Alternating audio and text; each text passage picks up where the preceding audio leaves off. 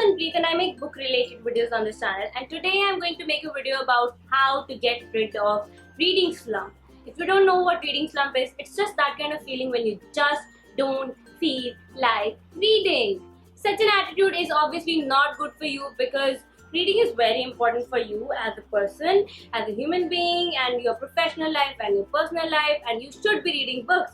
And if you cannot read books, this is a video which can help you out. If you really want to know how to get rid of those feelings when you don't feel like reading books, then keep watching this video.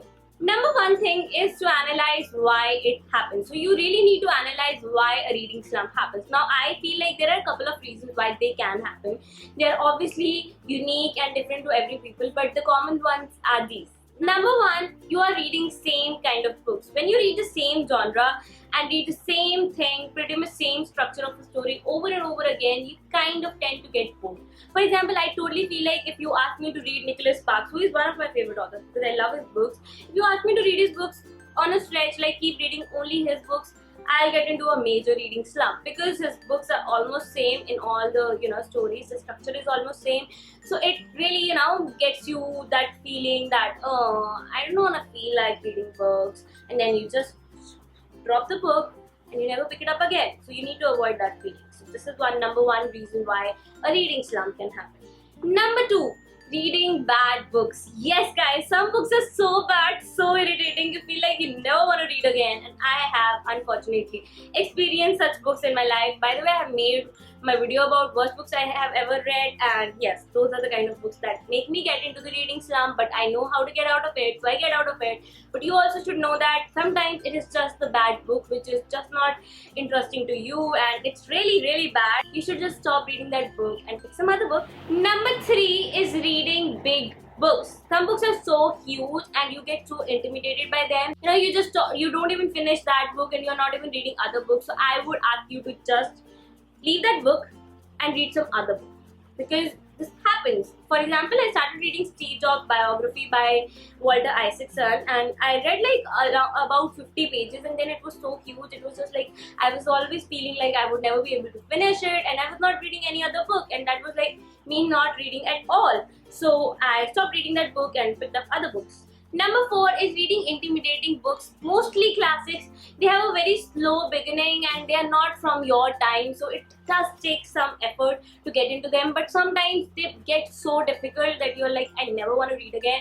For example, I started reading Robert Louis Stevenson novel when I was a beginner in reading, and then I was just not able to continue that novel because I could not understand the proses, the phrases, the grammatical things and anything in that novel. So I was like, I cannot read, and I didn't read for a long time. It was about a year I didn't read because of that book. It got me into reading slump, and eventually I learned how to get out of it. So now I'm going to tell you how to get rid of reading slumps. Do know that these may not be like fail-proof, methods. These are just the methods that have worked for me. Number one, pick another book. Sometimes it happens that there's a book that you just start reading and you were excited to read it, but as you move into it, you just don't feel like reading. For example, it happened with me when I was reading the fourth book in House of Night novel series. Now I was like, I loved the first book and I also liked the second and third book of the series, and I was just like, the fourth book I was just not able to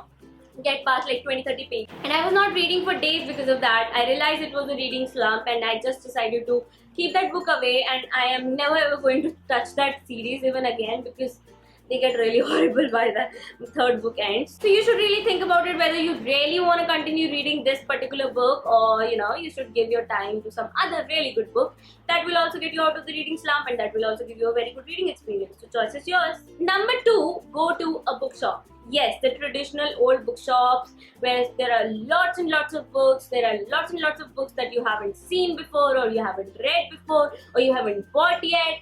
And just being around that area is like so inspiring that you will want to read more books. So what happens with me when I'm not able to read, I just go to Oxford. It's not my favorite store, but I still go there because there are a lot of people sitting over there reading books, and that just inspires me to read more books. So I just go there, look around, look at the books, and look at the people who are reading books, and then come back and read my own books.